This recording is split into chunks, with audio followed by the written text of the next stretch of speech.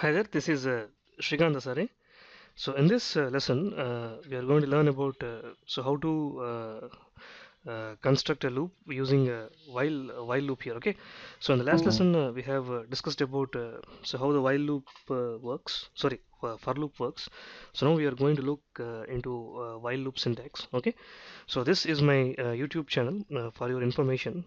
So if you click on the main link and you go to videos, so you find video tutorials on all different topics like C, C++, data structures, and HTML, and so on and so forth. Okay, so if you want, you can go to playlists option here. So there you find all playlists on all different topics. Okay, so feel free to subscribe and comment on all the tutorials, whatever you feel. Okay, so now let me launch the IDE. So we know that we are using Visual Studio 2013 Express for Windows Desktop. Okay, so already I have created a project under the name while loop here. Okay, which consists nothing but while.cpp. So let me go to full screen and all the add basic stuff like header files and so on and so forth. Okay, so I was stream.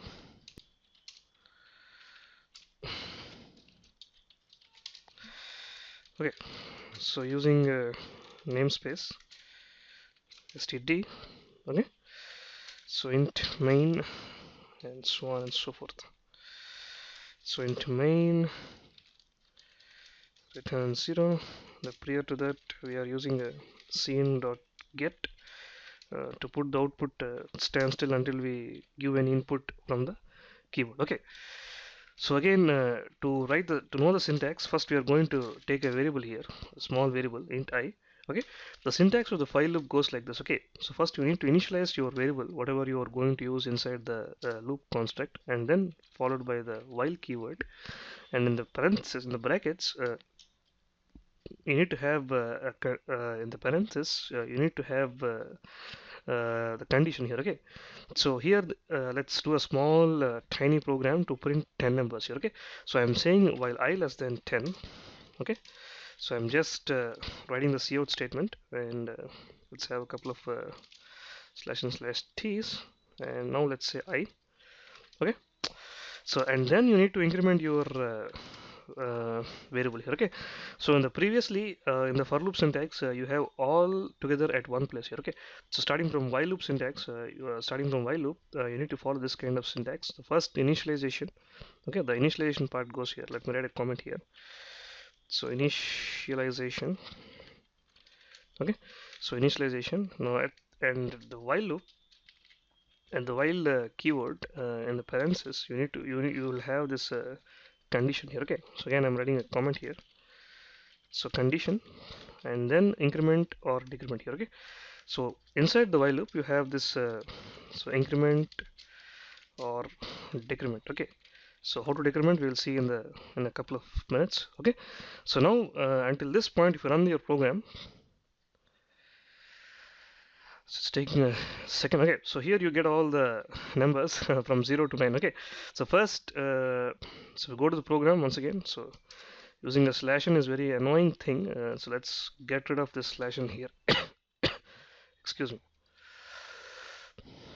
Okay, again second, let's get rid of all the things.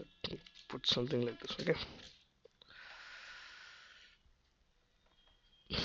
okay, so you have 0 to 9 printed here using the while loop construct. So we have achieved this because at the very first instance the value of I is 0, and then it's just compares with this condition inside the while loop statement here. Okay, so 0 is always less than 10, so the condition is true and it enters into the while loop syntax here. Okay, and then it just executes whatever the statements. Okay, so again, if you have a single statement, you need not use this flower braces here. Okay, you need not use this brackets if you have a single statement to execute under your while loop. So if you have consecutive statements, more than one statement, then you need to have them. Okay, so since I have more than one statement, I am just enclose them in a braces here. Okay, so if the condition is true, until the condition is true, the loop gets executed, and whatever the statement inside you have gets executed, and it just gives you the output here. Okay, So if you go back to your output screen once again, so the first instance, the value of I, which is 0, gets printed here.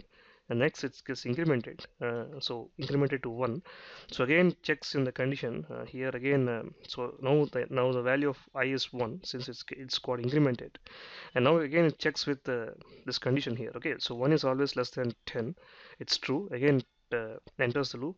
Again it executes the consecutive statements, and then again it gets incremented, and then again it condition checks, so on. The process continues until the condition is false. Okay, so as soon as the 10th iteration completes, the value of I is 9. It gets incremented. It gets incremented to 10. And what happens now is now 10 is being checked with the while condition here. Okay, so 10 is never less than 10. The condition is false, and it simply comes out of the loop here. Okay, so it never enters the loop. Okay, so now if you want, you can have a small message here after coming out of the loop. I is equal to, okay, so have a silly message here just for understanding purpose.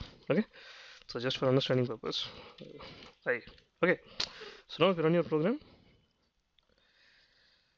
so let me first get rid of this thing, go to full screen and run the program. Okay, so after coming out of the loop, you had it in the same line. Okay, so now if you run your program,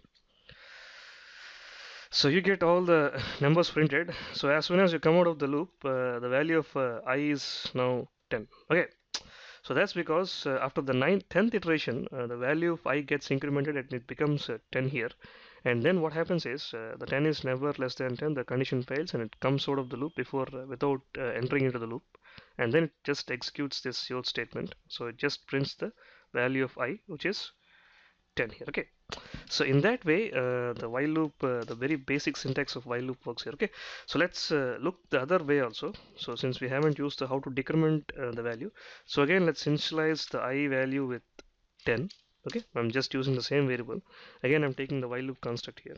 So while I greater than 0, okay, so until I is greater than 0, again let's have the cout statement.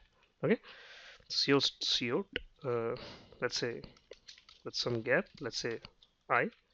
Okay, so let's say I, and let's decrement the I value here. Okay, so at this instance you need to decrement the value of I here. Okay, oh, we haven't used the semicolon. Okay, and now let's have the contemporary cout statement also. After coming out of the loop, what is the value of I? It will be 0.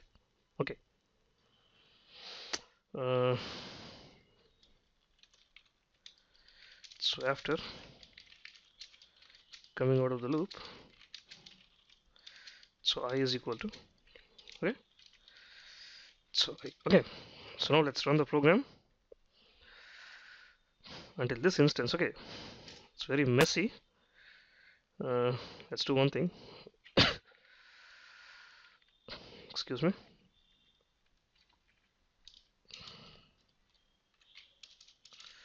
So I'm just putting an endl here. Okay, so such that the output will not be messy here. Okay, so this is the second output of the second for loop here.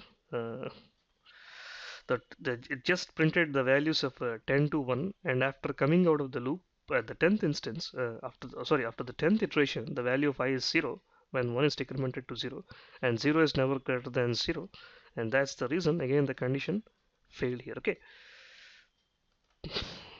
so let me be more specific here. Okay, so whenever you are going to give an output, you need to always good to have some message. Uh, the decrementing, let's have a message here. Okay, it's the decrementing while loop. Okay, so although no such thing exists in the real world, we are just naming it for our understanding purpose here. Okay,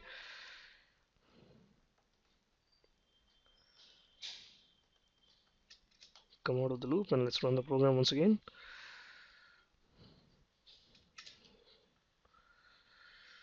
Let's have a couple of slashes here also. Okay, Okay, so the decrementing while loop goes like this, 10 to 1. Okay, so if you observe, if you go back to your program once again, if you revise once again, so here you have initialized the value of I to 10 here. Okay,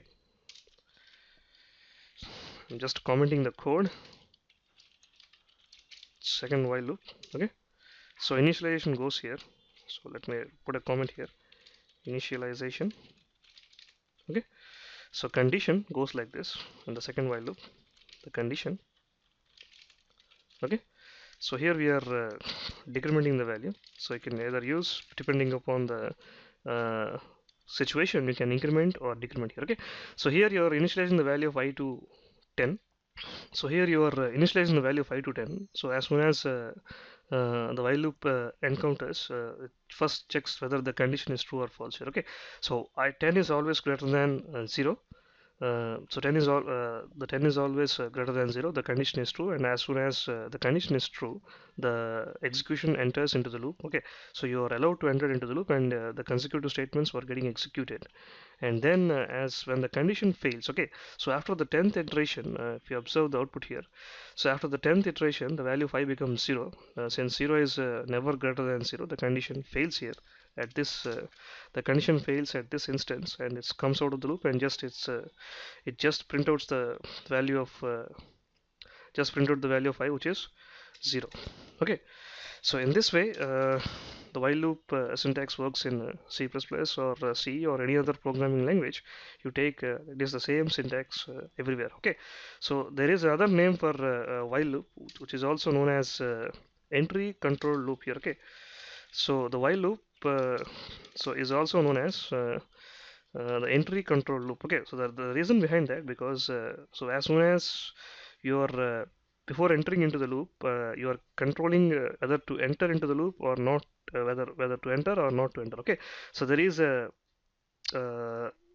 exactly opposite the do while loop performs exactly opposite way. Okay, so do while is also known as exit control loop. So we are going to look into do while in the next lesson. Okay, so this for the time being, you remember that while is an entry control loop. So whatever, so if you're restricting the user before entering into the loop, okay. So if the condition is true only, the loop is going to execute. Okay, so or else it never executes a single time also. Okay, so this is the basic stuff about the while loop syntax. Okay, so I'm just running it for the one last time.